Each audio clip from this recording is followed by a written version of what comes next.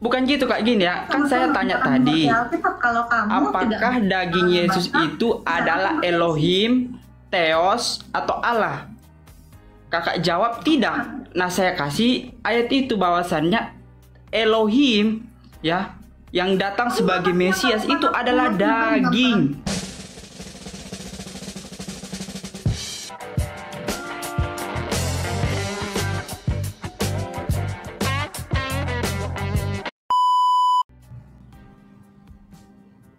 Kalau tanpa jiwa itu bisu.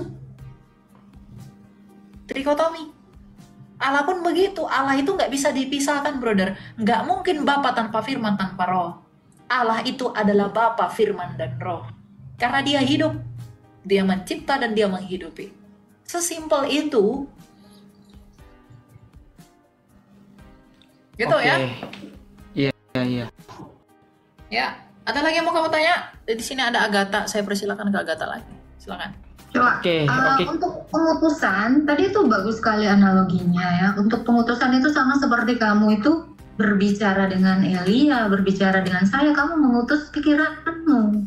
Sehingga keluar kan, Ya. menyatakan apa yang ada di dalam pikiranmu, di dalam dirimu gitu. Jadi kalau kamu nanya ke pengutusan, nah itu tadi juga diksimu salah. Firman diutus, yang diutus itu Yesus bukan. Dalam rupa Allah dia diutus, bukan dalam rupa manusia ya. Firman itu diutus dalam rupa Allah, diutus ke dunia baru jadi manusia. Bukan manusia terus diutus jadi Tuhan, bukan. Dia dalam kodrat ilahinya, tetap dalam kodrat ilahinya itu yang diutus. Jadi kalau kalian justru menanyakan, oh Yesus itu utusan, berarti dia adalah nabi, salah. Justru yang diutus itu keilahiannya. Betul Elia? Betul.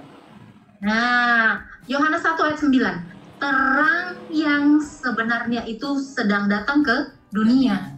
Ilahi itu, yang ilahi itu adalah terang atau cahaya itu. Yang diutus itu terang itu ke dunia. Baru Yohanes 1 ayat 14-nya jadi Manusia. Karena sudah mengambil kodrat manusia. Itu. Jadi dia diutus dulu baru jadi manusia. Kepengutusan itu merujuk kepada keilahiannya, bukan kemanusiaannya. Tuhan itu justru merujuk kepada kemanusiaannya. Betul. Makanya Thomas mengatakan, ya Tuhanku, ya Allahku. Dia mengakui dia Allah, mengakui dia manusia, yaitu Tuhan. Seperti itu. Ya. Jadi kemanusiaan Yesus ya. Jadi kemanusiaan Yesus bukan Elohim gitu. Cuman firmannya aja gitu. Kemanusiaannya itu Tuhan gelarnya. Keilahiannya ya Allah. Betul. Sang holik. Keilahiannya karena dia adalah kodratnya firman. Itulah sang holik pencipta. Kemanusiaannya Bukan badannya Kak. Badannya Yesus itu Elohim atau tidak gitu Kak? Badannya Yesus Kak maksud saya. Tubuh Yesus itu bukan Allah. Bukan. Ya, itu Yang manusia. Allah itu adalah firman. Yang Allah itu ya firman itu, tapi satu di dalam pribadi Kristus. Atau pribadi. Tapi aku baca di Roma 9 ayat 5 kok badannya Yesus itu Elohim Kak. Itu gimana? Roma Coba baca dulu. Roma 9 ayat 5. di Jangan dalam dia aja yang bacain. di dalam dia penuh secara jasmani keilahian begitu. Bukan Kak. Yang Roma 9 Kak. Bentar ya. Iya.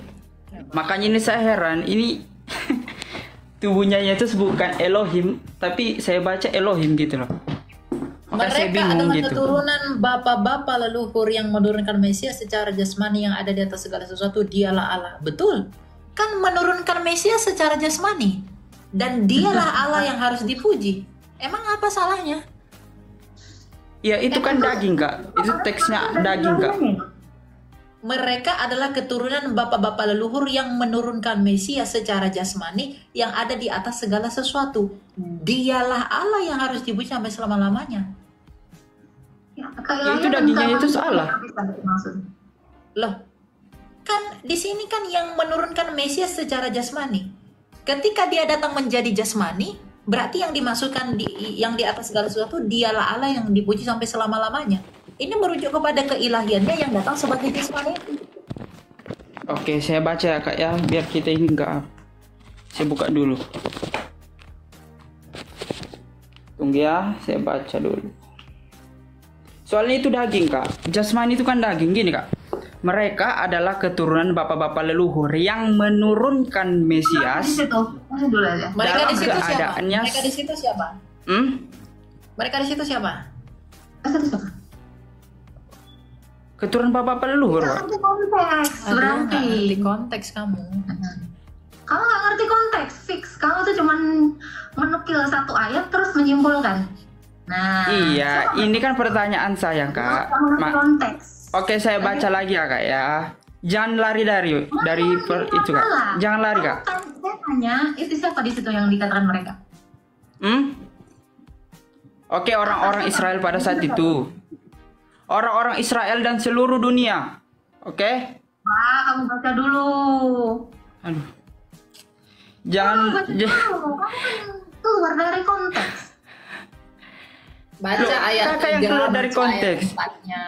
Baca ayat 3, ayat 4-nya. Nah, begini ya Elia. Dia menanyakan tentang ketritunggalan Allah, menanyakan Duinatur Yesus. Terus dia mau bawa ayat untuk membenarkan narasi dia yang salah. bukan gitu kak, gini ya. Kan saya tanya tadi, Kalau kamu apakah tidak daging Yesus membaca, itu adalah Elohim, Theos, atau Allah? Kakak jawab tidak. Nah, saya kasih ayat itu bahwasannya Elohim ya, yang datang sebagai Mesias itu adalah daging. Ya, dagingnya sang Mesias itu. Siapa Mesias itu? Ya Yesus gitu loh. Apa yang kamu paham? Loh, kok nanya Elohim? Oh, kamu membawa diksi karena kamu nggak ngerti, karena kamu nggak bisa membedakan Allah, nggak bisa membedakan Tuhan. Kamu belum bisa membedakan Ngerti kak, ngerti. Oke, bentar, Pertanyaan saya bukan. bentar. Saya jawab begini. Sekarang saya tanya begini. Kalau tubuhnya Yesus itu adalah ilahi, mungkinkah ilahi mati? Ia yang mati dalam keadaannya sebagai manusia. Mungkin nggak Allah itu mati kalau dagingnya itu Allah? Oke, saya jawab ya kak ya. Contohnya gini kak, Nggak Elohim jawab itu dulu. kan gelar. Dia bisa mati, mana ada gelar Elohim? Elohim itu hakikat. Loh, gelar kak. God itu gelar. Elohim itu adalah hakikatnya sebagai Allah. Iya bisa gelar, bisa hakikat kak. Ngerti ya? Jadi hakikatnya apa? Buka kamus lah kak. Buka kamus. Saya udah buka kamusnya. Kalau Allah itu adalah gelar, lalu hakikatnya apa? Loh, Allah itu bukan gelar kak di bahasa Indonesia. Loh, kayak mananya tadi gelar, sekarang nggak gelar. God kak, God. Elohim. Nah, itu gelar kak. Silakan bukalah kamusnya. Kamus bahasa apa kayak gitu. Udah bahasa apa? Bahasa Yunani Theos. Theos itu di dalam bahasa Yunani. Iya, Theos itu gelar kak. Gelar. Lalu hakikatnya apa? Loh, kok pakai hakikat kak? Aduh, yang saya bilang kak dia gelar udah selesai. Buktikan dia bukan gelar gitu loh kak, ngerti ya? Ya hakikatnya apa kalau itu bukan hakikat? Loh, saya nggak bilang hakikat, saya nggak bilang bukan hakikat. Saya bilang gelar. Silakan buktikan itu bukan gelar. Oke. Jadi kalau Allah itu mati, masa sesembahan mati? Kalau gini, Kak, gini. Kalau tubuh Yesus adalah Allah, masa sesembahan itu mati? Oke, jadi gini kak, seperti kita lah, manusia mati. Ya, gelar manusianya itu nggak mati kak, tapi manusia yang kita itu mati gitu loh, ngerti ya? Aduh. Gelarnya itu nggak akan mati, tapi yang dimaksud itu mati gitu loh kak. Nggak mati, tapi yang dimaksud mati. Gelarnya nggak mati kak. Aduh, kapan pula lah gelar itu mati? Aduh. Tapi yang dimaksud itu mati. Contoh nih Adonai. Adonainya orang Israel mati. Ya, Adonainya yang mati. Maksudnya rajanya yang mati. Bukan gelarnya yang mati gitu loh kak. Oke, berarti ketika dia mati. Yang mati itu apa? Realita apanya yang mati? Ya tubuhnya lah, tubuh Yesus itu yang mati. Oke, tubuhnya itu hakikatnya apa? Gelarnya Elohim. Gelarnya Elohim kak. Hakikat gini. Hakikat dari tubuhnya itu, realita tubuhnya itu apa? Sebagai apa? Maksudnya ini mengarah kemana Kak? Hakikatnya maksudnya apa ini gitu loh? Saya mau menguji logikamu. Kamu mengatakan bahwa tubuhnya itu adalah Elohim, tapi tubuhnya mati, tapi gelarnya nggak mati. Kayak mana maksudmu? Mana Tubuhnya mungkin mati. gelar itu mati Kak? Gimana gelar itu mati? Gelar itu bisa dipakai terus menerus Kak. Tubuhnya mati. Aduh. Kalau tubuhnya itu Elohim, oke, tubuhnya itu adalah Elohim, lalu tubuhnya itu mati, tapi Elohim nggak bisa mati. Ya berarti Elohim kakak mati gitu. Ya Elohim kami Ngerti tidak ya? mati. Elohim kami tidak mati. Makanya tubuhnya Yesus itu bukan Elohim. Kalau firman itu menjadi manusia, berarti ada yang bukan manusia menjadi manusia. Kalau memang sebelumnya dia dia itu bukan Allah lalu menjadi Allah lalu bukan menjadi Allah, kan dia menambahkan kodratnya. Gimana tubuh itu Elohim, tubuh itu mati, tapi Elohim itu nggak mati, lalu yang mati apa? Oke, saya baca balik ya. Ini Kak, Roma 9 ayat 5. Makanya ini banyak sekali Kristen yang sudah kutanya Kristen nggak mengaku gitu loh. Mereka adalah keturunan bapak-bapak leluhur yang menurunkan Mesias dalam keadaannya sebagai daging. Ya, daging itu adalah Yesus. Ia adalah Elohim. Artinya daging Yesus adalah Elohim. Ketika daging itu mati, artinya Elohimnya mati dong gitu loh. Logika bahasa Indonesiamu pun salah. Mesias secara jasmani, Mesias di sana merujuk kepada tubuhnya atau merujuk kepada pribadinya yang punya dua kodrat? Oke, Mesias yang diturunkan sebagai daging. Oke, Mesias yang diturunkan secara jasmani. Itu jadi dialah Allah yang harus dipuji. Itu merujuk kepada pribadinya sebagai Mesias yang punya dua kodrat atau hanya kodrat kemanusiaannya?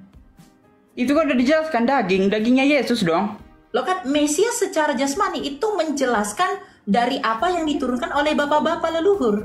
Karena bapak-bapak leluhur itu daging, maka diturunkan secara daging. Tetapi sebelum dia jadi daging, dia itu datang dari mana? Gini Kak, gini. Itu kan sudah jelas sekali. Menurunkan Mesias, satu-satunya Mesias di dunia yang diakui oleh orang Kristen adalah Yesus Kristus. Betul. Ya, satu-satunya yang diturunkan sebagai daging. Berarti dagingnya Yesus kita simpulkan dulu nih. Yesus berdaging. Nah, dijelaskan. Ia adalah Elohim yang harus dipuji selama-lamanya. Artinya dagingnya sang Mesias yang bernama Yesus adalah Elohimnya orang Kristen. Enggak, kamu salah. Mesias secara jasmani yang dimaksudkan dialah itu apakah kepada kodrat manusianya atau kepada pribadinya yang punya dua natur itu? Loh, di situ kan jelas dagingnya Yesus. Ya kalau kamu mengatakan dagingnya itu adalah Allah, berarti Allah itu mati. Nah, kamu nggak bisa mengatakan begitu. Penafsiran kamu salah. Iman Loh, kamu. itu ayat Alkitab loh Kak. Atau mungkin kita mau critical text, silahkan. Oh enggak. Yang lebih tahu Alkitab ini adalah para rasul, brother. Dan para rasul nggak pernah punya pandangan seperti pandangan kamu itu. Ya, kalau nggak punya, kenapa? Yang kamu baca ini kan bahasa Indonesianya. Yang lebih tahu bahasa asli dan bagaimana penafsirannya itu kan rasul-rasul sendiri. Bukan kamu. Oke, berarti bisa kita simpulkan LAI dan terjemahan-terjemahan zaman sekarang, KJV, ya itu punya kesalahan dalam menerjemahkan suatu teks itu. Memang penafsiran itu pasti bisa salah. Namanya juga tafsir, namanya juga terjemahan. Tetapi bukan tafsir, penerjemahan, Mbak. Enggak, no. Terjemahan pasti bisa salah. Ada istilah namanya lost in translation. Itu pasti bisa terjadi kesalahan. Makanya ada TB1, TB2, terjemahan itu selalu disempurnakan. Tetapi bagaimana naskah aslinya berbicara dan bagaimana bapak-bapak gereja dan para rasul menginterpretasikannya itu nggak sesuai dengan apa yang kamu maksudkan itu. Dan cara kamu membaca ayat Alkitab itu tidak seperti cara rasul-rasul membaca itu. Jadi kalau kamu memaksakan paham kamu kepada kami, ya silakan itu paham kamu. Saya nggak tahu, mungkin kamu bukan Kristen. Tapi sekarang gini Kak. Punya paham begitu. Ya sekarang gini, mungkin kakak ini punya terjemahan yang berbeda atau kodeks-kodeks yang lain selain kodeks-kodeks yang diterjemahkan seperti itu gitu loh kak? Enggak, kami memang dari naskah aslinya. Iya, mana kak naskah yang aslinya? Ya, yang kita pakai kodeks-kodeks Yunani, yang pakai bahasa Kodeks. asli. Yang dipakai di Iya, mana kak terjemahan yang benar? Karena saya butuh Ya terjemahan kan yang benar. terjemahan itu ndak ada, tetapi kalau naskah aslinya misalnya di naskah Textus Receptus itu ada. Ya kita buka ya, ntar saya buka. Mana ini? Aduh saya. Oke, silakan kak. Karena saya juga mau belajar kak. Soalnya saya juga agak nggak terlalu paham agama lah gitu. Ya jadi kemanusiaan Yesus itu Roma 9 ya. Kita buka ayat 5, kita buka dalam naskah Yunani ya. Iya, soalnya aku buka dari seluruh terjemahan itu sama semua gitu. Iya, memang betul. gitu tetapi kan cara kamu menafsirnya itu salah, sama seperti ketika Tuhan Yesus berkata, anak manusia tidak tahu hari kiamat. Kamu mungkin secara literal itu menerjemahkan bahwa ya Tuhan Yesus tidak tahu hari kiamat, yaitu logikamu. Tetapi rasul-rasul tidak begitu. Kamu yang salah, ya. Iya, aku ngerti itu kak, aku ngerti. Oke, kalau kamu sudah mengerti, lalu apa yang dipertanyakan? Iya, maksudnya aku ngerti yang anak manusia tadi kak. Yang ini aku nggak ngerti gitu loh. Nah, kalau kamu terjemahan KJV. Dengar dulu. Kalau kamu sudah mengerti itu dengan penalaran yang sama, harusnya kamu mengerti maksud yang di ayat Roma 9 ayat 5 tadi. Bahwa yang dimaksud dialah Allah. Sekarang saya tanya, kalau kamu memang mengerti itu, ya, bahwa tuh Yesus mengatakan anak manusia tidak tahu hari kiamat. Ketika dia berkata begitu, berarti itu merujuk kepada esensi kemanusiaannya, bukan berarti keilahiannya. Itu tidak tahu hari kiamat, bukan? Betul. Berarti kalau dikatakan dialah Allah yang harus dipuji, merujuk kepada yang tadi, bahwa kemanusiaannya tidak tahu hari kiamat, tetapi keilahiannya yang tahu hari kiamat. Berarti ketika dikatakan dialah Allah yang harus dipuji selama-lamanya, itu merujuk kepada kemanusiaan atau pribadi Kristus yang punya dua kodrat itu. Itu kan jelas ke dagingnya Yesus kak. Pakai penalarannya di situ. Teksnya kan jelas sekali, flesh, dagingnya Yesus kak. Dagingnya Yesus itu bergelar Allah, bergelar Elohim, bergelar Theos, gitu loh. Benar ya? Di dalam KJV dikatakan begini. Saya baca ya. Whose are the fathers, and of whom as concerning the flesh Christ came. Concerning the flesh Christ came. The flesh, fleshnya di situ tuh huruf kecil. Kalau seperti, concerning the flesh Christ came. Who is over all. God bless forever. Amen. NIV jelas kan kak? NIV lebih jelas.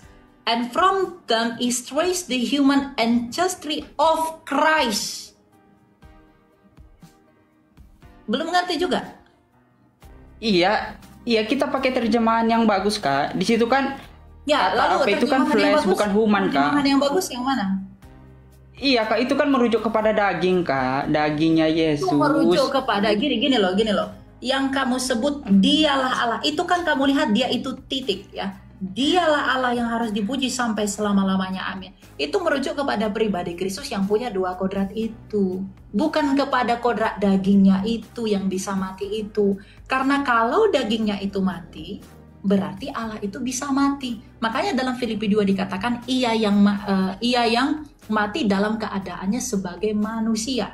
Merendahkan dirinya. Dia berkenosis, mengosongkan dirinya, tidak menganggap kesetaraan dengan Allah. Yang dengan demikian ia dapat mati. Kalau dagingnya saja itu bisa adalah Allah, di dalam Alkitab dikatakan daging dan darah tidak mendapat bagian dalam kerajaan sorga. Kalau daging dan darah tidak mendapat bagian dalam kerajaan sorga dan Allah itu adalah sang sorga, bagaimana mungkin dagingnya itu adalah Allah?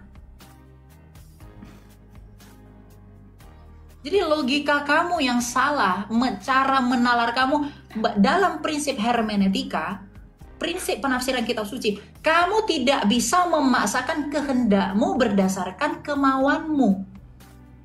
Kamu harus menafsirkan seluruh kitab suci itu secara holistik. Mau kamu ngomong A, B, C, D, dan lain-lain. Tapi kalau itu bertentangan dengan ayat-ayat lain, tafsirmu itu tidak diterima. Makanya kamu harus pintar berelaborasi, mengelaborasi ayat itu. Kalau kamu nggak tahu prinsip penafsiran, jangan ngomong. Iya, Kamu Kak, mau iya. dari tadi memaksakan yang ada di atas secara jasmani. Lalu kamu ngotot-ngotot bahwa itu merujuk kepada kemanusiaannya. Itu hanya merujuk kepada kemanusiaannya.